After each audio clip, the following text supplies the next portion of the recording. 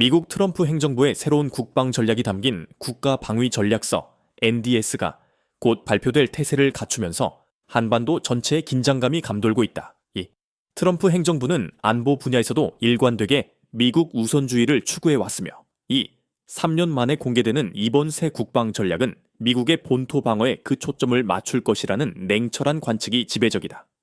특히 이 전략서에는 인도 태평양 지역에서 미국의 군사적 목표와 운영 계획이 상세히 담길 예정이어서 대한민국 역시 그 영향권에서 벗어날 수 없을 전망이다.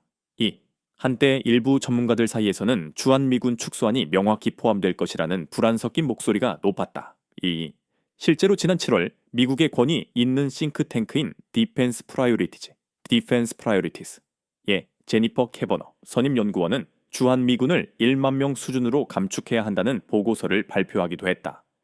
하지만 상황은 급변했다. 캐버너 연구원 자신을 포함하여 몇몇 핵심 분석 기관들은 오히려 이번에는 주한미군이 현 상태 그대로 유지될 가능성이 훨씬 높다고 놀라운 전망을 내놓았다. 이 차어 트럼프 대통령이 주한미군 문제에 쉽사리 손을 댈 수 없는 결정적인 이유가 수면 위로 떠올랐기 때문이다. 현재 미국은 유사시 주한미군을 한반도 밖으로 동원할 수 있는 전략적 유연성 확보를 강력히 원하고 있으나 한국 측의 완강한 반대에 부딪혀 당장의 합의는 난항을 겪고 있다. 캐버너 연구원은 여기서 미묘한 전략적 분기점을 짚었는데 콜비 차관 등이 주도하는 중국 우선주의 진영은 주한미군의 재배치와 전략적 유연성 강화를 최우선 과제로 삼는 반면 트럼프 대통령의 궁극적인 관심은 동맹국 국방비 증액을 통한 미국의 경제적 이익 극대화에 있음을 지적했다. 캐버너 국장은 의회가 병력 변화에 반대할 것이 분명하지만 의회가 대통령의 결정을 막을 수 있는 거부권을 가졌다고는 보지 않는다며 트럼프 대통령이 일단 실행에 옮기려 한다면 의회는 실질적으로 손쓸 방도가 없을 것이라고 단언했다. 결국 트럼프의 주한미군 감축 또는 철수 결정은 순전히 경제적 이익이라는 냉정한 잣대에 의해 좌우될 것이라는 분석이 대세였다. 그런데 최근 카네기 국제평화재단이 발표한 보고서에 담긴 내용은 모두를 경악하게 만들었다. 바로 이 숨겨진 카드 때문에 트럼프 대통령이 주한미군을 함부로 축소하거나 철수할 수 없으며 오히려 한국이 미국을 향해 큰 소리를 칠 수 있는 결정적인 이유가 된다는 것이다. 보고서 연구진은 한국이 미국의 대두이 중국 견제를 경제 군사적으로 적극적으로 돕는 것을 꺼리는 상황임에도 불구하고 미국은 한국을 방어할 의무를 지고 있어 북한이나 중국과의 전쟁에 휘말릴 위험이 크다고 분석했다. 이는 한미동맹이 미국에 상당한 군사적 부담을 안겨주고 있다는 냉혹한 현실을 반영한다. 하지만 연구진은 한국이 미국에 제공하는 비군사적 영역에서의 핵심적인 이익들이 동맹 지속에 강력한 추진력이 되고 있다고 강조했다. 바로 반도체와 핵심 공급망에 걸친 한국의 독보적인 영향력이다. 한국은 명실상부한 세계 2위의 반도체 생산국이며 세계 최대 규모의 반도체 생산 시설을 건설하고 있다.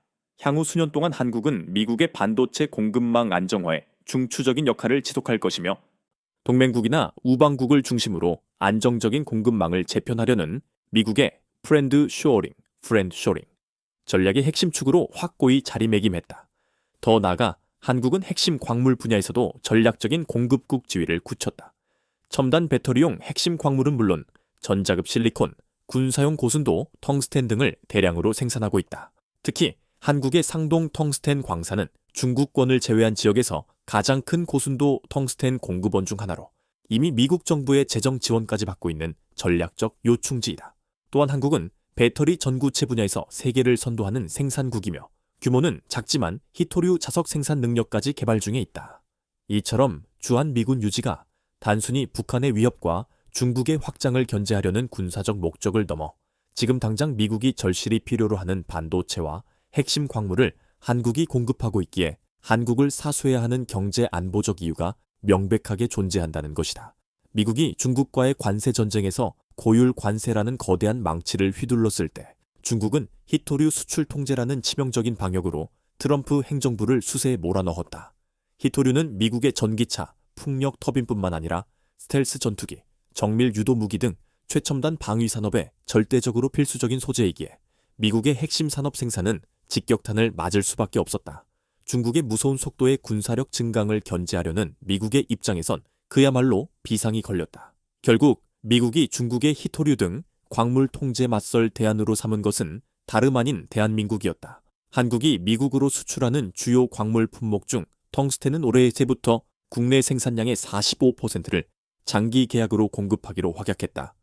트럼프 대통령은 최근 중국과의 충돌을 대비해 미사일 생산을 최대 4배까지 늘리라고 지시했지 했는데 탄도형 미사일 탄두 질량의 거의 80%가 바로 이 텅스텐으로 이루어져 있다.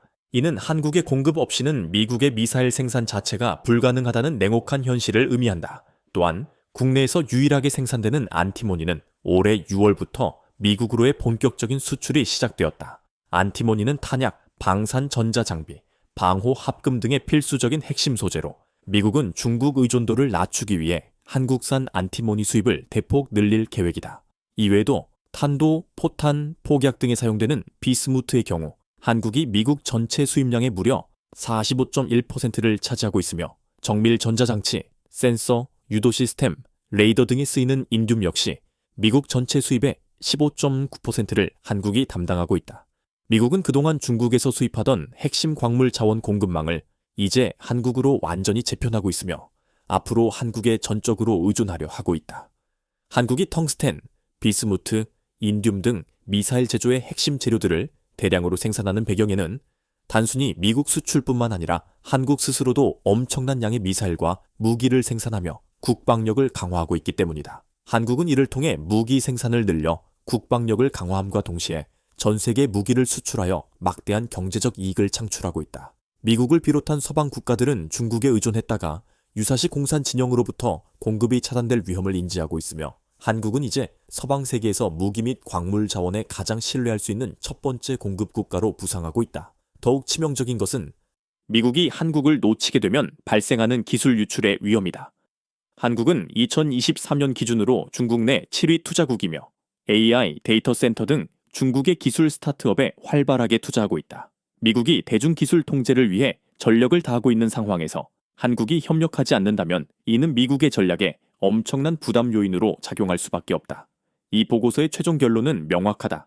주한미군을 유지하는 것이 군사적 부담이 크더라도 한국은 반도체, 핵심 광물, 첨단 기술 분야에서 미국이 생존을 위해 의존할 수밖에 없는 전략적 경제 파트너라는 것이다. 흥미롭게도 한국은 미국의 대중 견제 전략에서 총 대신 칩으로 싸우는 동맹국으로 묘사되었다. 결국 이러한 분석은 미국이 주한미군을 유지하는 근본적인 이유가 단순히 북한의 위협으로부터 한국을 보호하려는 이타적 행위라기보다는 중국을 견제하고 미국의 경제적 및 안보적 이익을 지키기 위한 지극히 현실적인 선택임을 시사한다.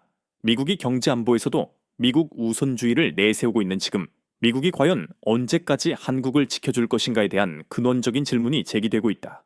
이는 비단 한국만의 문제가 아니며 유럽과 다른 동맹국들도 마찬가지 상황에 놓여 있다. 제니퍼 캐버너 선임연구원은 이번에는 주한미군이 유지될 것이라 전망하면서도 지난 7월에는 10,000명 감축을 주장했던 이력이 있다. 그는 주한미군 철수가 한국의 핵무장으로 이어질 수 있다는 우려에 대해 우방국이 한정된 핵 확산은 괜찮다며 세상이 변하면 전략도 재검토해야 한다는 워싱턴의 제한주의자 그룹의 공통된 생각을 대변했다. 이미 미국 내부에서는 한국의 핵무장을 허용해야 한다는 의견을 가진 이들이 상당수에 이른다는 것이다. 최근 월스트리트 저널의 전 발행인은 북한의 핵 능력이 강화되고 미국의 안보 공약에 대한 의심이 커지는 상황에서 한국이 자위적 무장을 추진할 가능성이 높다고 분석했다. 월스트리트 저널의 베테랑 언론인 케일리어 하우스는 기고문을 통해 동맹국인 미국이 갑자기 흔들린다면 한국은 김정은의 위협에 맞설 다른 방법이 없다고 생각하게 될 수도 있다고 날카롭게 지적했다. 물론 핵무장이 현실적으로 불가능하다는 회의적인 시각도 존재하지만 궁극적으로는 전시작정원을 가져와야 한다는 자강의 목소리가 폭발적으로 커지고 있다.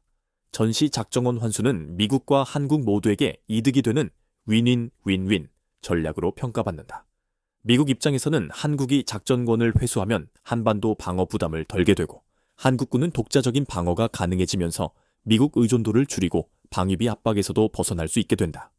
미국 국가방위전략서 NDS를 총괄하는 에브리지 국방부 정책차관은 이미 여러 차례 북한 억제에서 한국이 주도적인 역할을 수행해야 함을 역설했다.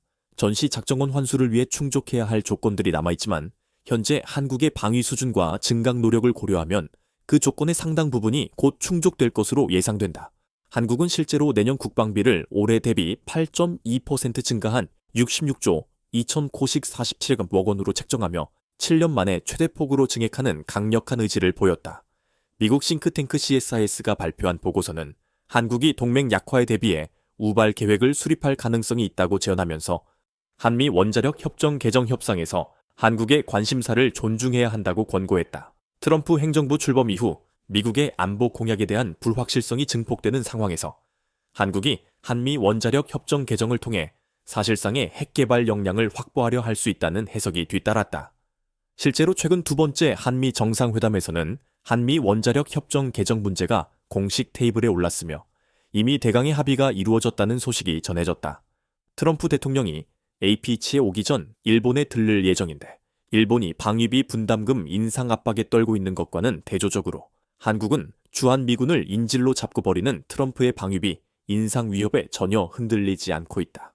이는 주한미군이 우리의 안보에 분명 도움이 되지만 더 나아가 미국의 중국 견제와 미국의 안보 자체에 필수적이기 때문이라는 냉철한 인식이 바탕에 깔려 있다. 한국은 얼마 전 한미 동맹 기반 위에서 전시 작전원을 회복하여 연합 방위 태세를 주도하겠다는 강력한 선언을 발표했으며 최근 한미 간의 전시 작전권 전환화 논의는 괄목할 만한 진전을 보이고 있다. 이러한 놀라운 변화 속에서 국내에서는 뜨거운 반응들이 터져 나오고 있다. 일부 네티즌들은 기존의 해구산 전략을 희대 사기극안이라고 강력히 비판하는 한편 또 다른 이들은 우리가 자위적 무장을 하기 위해서는 기본적으로 전시 작전권부터 확보해야 한다고 주장했다. 핵 보장 수준도 얻어내라. 해구산 라인 안에 갇혀 있을 빼야 핵 정도는 가져야 하는 것 아닌가? 라는 단호한 목소리도 나왔다. 세상이 남을 지켜주는 시대는 지났다. 기회가 왔을 때 찾아오자. 우리가 스스로 지키자. 모자라면 더 노력해서 채우면 된다. 는 자강의지가 온라인을 뜨겁게 달구고 있다. 우리가 직면한 이 거대한 지정학적 변곡점에서 한국은 더 이상 수동적인 동맹국이 아닌 자신의 전략적 가치와 강력한 경제적 무기를 바탕으로 동맹의 방향을 주도하는 당당한 파트너로 거듭나고 있습니다. 이 복잡하고 흥미진진한 국제 정세의 미묘한 움직임에 대해 시청자 여러분의 생각은 어떠신가요? 이 상황에 대한 여러분의 의견을 댓글로 남겨주시고 좋아요와 구독을 통해 계속해서 함께 전략적 통찰을 나눠주시길 바랍니다.